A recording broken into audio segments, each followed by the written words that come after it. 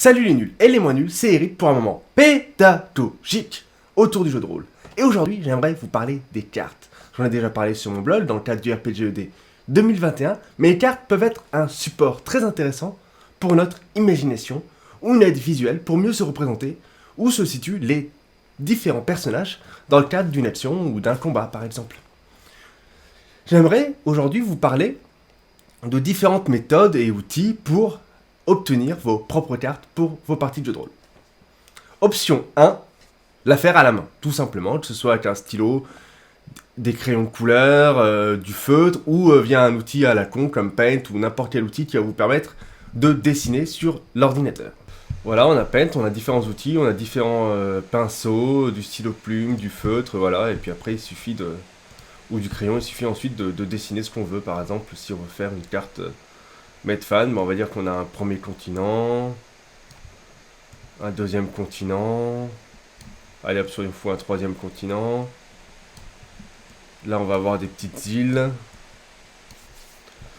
on peut dessiner des montagnes,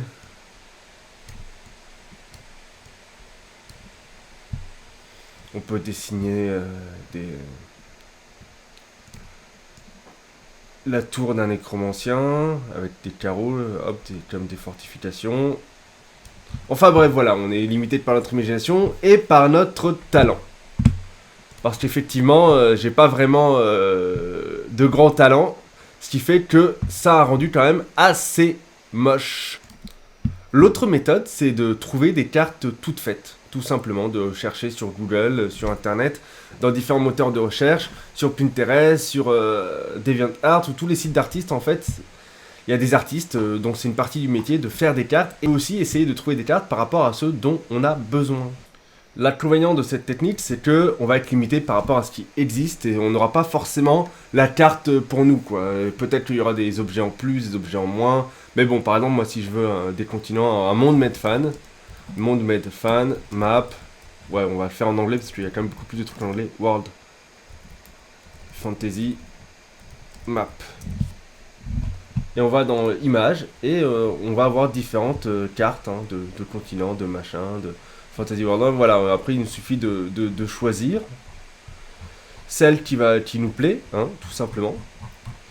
Sur Google Images, ce que j'aime bien aussi, c'est que dans les outils, on peut utiliser les droits d'usage. Licence Creative Commons, licence commerciale autre type, et on peut décider de choisir licence Creative Commons pour avoir des trucs libres de droit dont vous aurez le droit de vous servir pour illustrer vos jeux, vos créations et même les vendre par après. Dans le Battle Map pour des bastons, ben on peut choisir Battle Map, vous voyez, il propose temple, cave, donjons et dragons, marais, village, voilà. On peut facilement faire notre petit marché pour trouver les cartes qui nous plaisent. Autre option, utiliser des outils en ligne qui sont dédiés à la création de cartes. Ce sont des sites internet qui vont vous permettre, via différents outils, de créer votre carte avec ce qu'on appelle des assets, c'est-à-dire différents éléments graphiques que vous allez pouvoir positionner ci et là pour fabriquer votre carte, les plus connus étant Inkarnate et Wondercraft. Et voilà, on se retrouve sur l'interface d'Inkarnate. On peut upgrade to pro, c'est-à-dire payer pour avoir plein d'éléments en plus. Bon, après l'interface est relativement simple, on peut déjà faire pas mal de choses en gratuit. On va créer une nouvelle map. Hop, on choisit un style. Vous voyez, par rapport à ce que je disais tout à l'heure, il y a des trucs qui sont que pour les pros, quoi. Voilà, on choisit un style, des cities en couleur, des battle maps. Voilà, il y a plein de styles différents. Nous, on va faire une ville, allez hop. Soyons fous. Il y a différentes tailles, avec une seule taille possible pour les gratuits. Voilà, nous voilà. Ensuite, on va pouvoir ajouter des choses.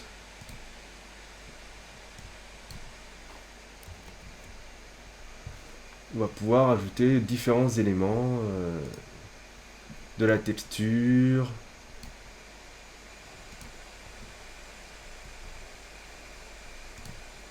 des petites maisons.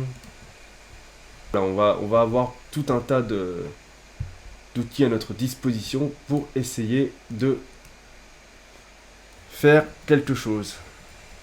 Avec la possibilité via CTRL Z d'effacer toutes les conneries qu'on a fait, parce que là j'ai fait un peu n'importe quoi.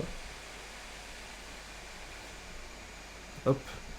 Voilà, avec le F, on ouvre le catalogue et on va pouvoir avoir tout un tas de trucs à notre disposition. Par exemple, ça, voilà, je vais mettre une petite... ça va être ma taverne. On peut zoomer également. Voilà, je vais mettre une petite taverne. Quelques petites habitations autour. Hop. Hop. Un petit quartier d'habitation. Hop.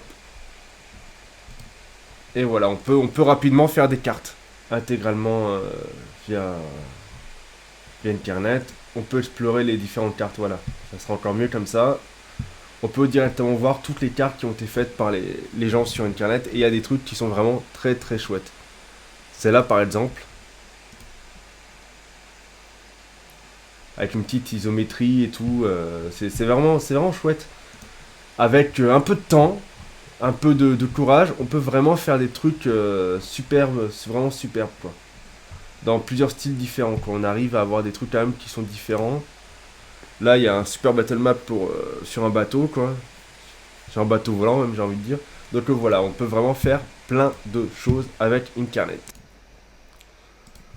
Ensuite, l'autre outil, c'est Wonderdraft, et non pas Wondercraft, comme j'ai dit précédemment. Mais en fait, c'est payant, donc je vais pas pouvoir le tester. Parce que 29,99$, c'est un peu cher pour juste vous montrer ce que ça donne. Néanmoins, il y a aussi moyen de faire des trucs vraiment sympas, quoi. Ça a l'air d'être un peu le même système avec peut-être plus d'assets graphiques, quoi, plus de possibilités. Voilà, on peut faire aussi des choses vraiment super bien. Et si vous jouez énormément avec des cartes, si vous faites beaucoup de voyages dans vos mondes maison, ça peut être intéressant, voilà, d'investir 30$ pour vous permettre de gagner du temps et de faire des trucs quand même relativement pas mal. Leur trailer là sur YouTube donne quand même pas mal envie. Le dernier outil que j'aimerais vous présenter, c'est les générateurs de Watabu. Watabu, c'est un créateur qui est sur la plateforme itch.io, dont je vous ai déjà parlé en vidéo, en podcast ou sur mon blog. C'est une plateforme que j'aime beaucoup, où en fait il y a beaucoup de jeux de rôle ou de jeux vidéo indépendants, mais il y a également des logiciels comme les générateurs de Watabu. Watabu, lui, le principe c'est que vous n'allez pas créer de A à Z votre map, mais ça va être des outils relativement puissants pour générer votre map. Par exemple, son Medieval Fantasy City Generator va vous permettre de générer une ville. N'hésitez pas, si vous aimez ce que fait Watabu, il a un Patreon, à le soutenir. Soit à payer ses créations qui sont, il me semble, à prix libre, soit en soutenant son Patreon. Et du coup, voilà. Vous avez la ville qui est là, et vous avez un menu qui va vous permettre de générer des villes. Au hasard, on peut mettre des champs, des fermes, une citadelle, pas de citadelle, un château à l'intérieur. On peut mettre tout un tas de trucs. On choisit la taille. Et ensuite on génère. On peut mettre des routes et voilà. Et ça génère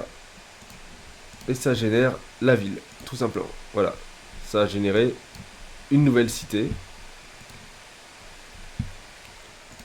Il a aussi un outil pour générer des donjons en une page.